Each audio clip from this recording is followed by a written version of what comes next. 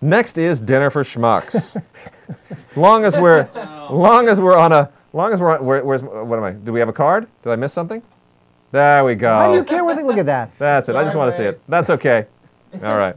The card says it all. Oh It no, does. this is all going wrong. Oh, The card, it is. Like, As long as we're on French cinema, Dinner for Schmucks is based on not just a remake of, inspired by. That's what the credits say, inspired by the film The Dinner Game. Now, The Dinner Game was a 1998 film by French comedy director Francis Veber that was actually based on his own stage play, and it was a relatively contained comedy about a premise that will be detailed in this clip.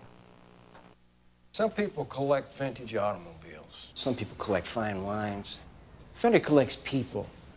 People? Yeah. Each of us finds a remarkable person and invites them to dinner at Fender's.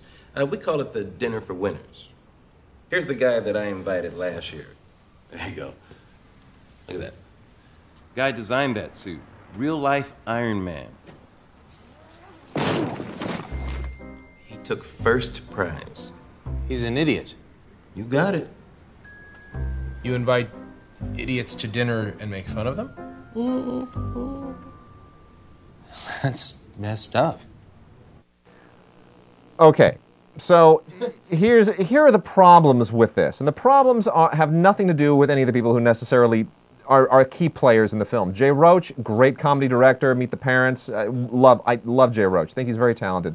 Paul Rudd, can't get enough. He's terrific in this. Steve Carell, hilarious in this. I mean, really good. A lot of bit comedy actors show up in this, from everyone from Little Britain to Flight of the Conchords. Zach Galifianakis. Zach Galifianakis shows up. I mean, it's almost like it's a mad world all of a sudden, just comics showing up left and right. All very talented people. But therein partly lies the problem. When we remake other countries' movies in Hollywood, somehow the idea less is more never enters anyone's mind. They think, if big is great, bigger is better. If one mouse scaring an elephant is funny, 100 mice scaring 1,000 elephants is going to be hilarious. And so everything is amped up. Everything is turned up to 11 and overcranked, and the result is that it loses a certain charm. It loses something in the translation, and it winds up not being quite as funny because it feels like everyone is trying just a little bit too hard to do something that came relatively easily when it was done very naturally and unobtrusively in the original film. The premise is still great. The French film is hilarious. If you've never seen The Dinner Game, rent it, because it really is just a precious, hilarious, very funny little movie. Basically the same story. In many ways, I think this kind of a film in American films has been done better by even stuff like the much maligned, unfairly maligned The Cable Guy, What About Bob, all these movies about unwelcome visitors, tag-alongs who wreak havoc with someone's life in a Jerry Lewis kind of a way. I think we've done that better here with different kinds of films, and I wish they'd have left The Dinner Game alone.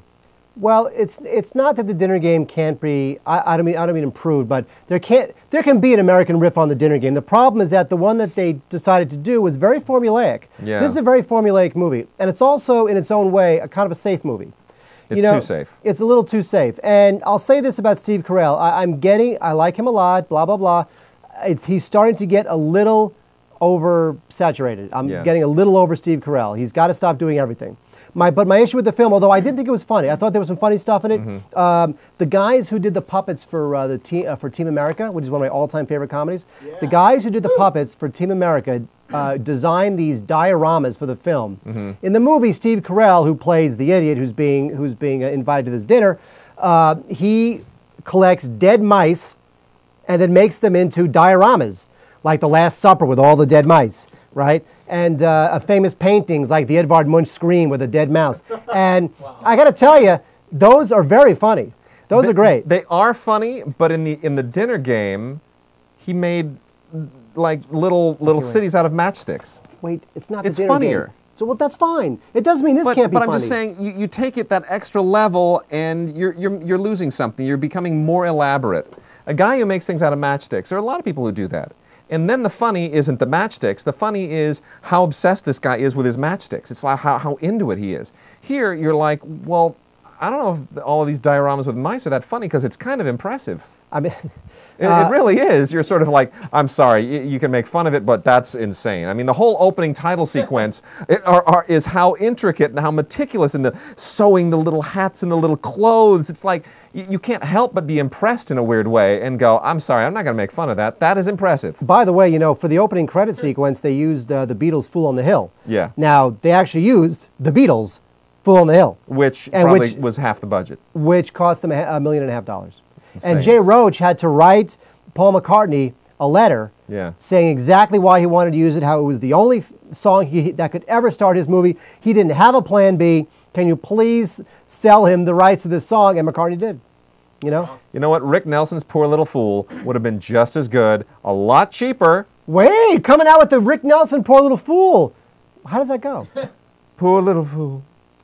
That's all I'm going to do. I don't Come know. on. Yeah, that's it. That's it. There we go. Yeah. I'm not going to. I I'm won't not- start I'm not- talking again until the whole song's done. Oh, yes. Well, that would end of the show. Show's over. The end of the internet. So, so here's the thing. I likened it a little bit to Date Night. Hang on. Yeah. Not that it was as bad as Date Night, because very few things are.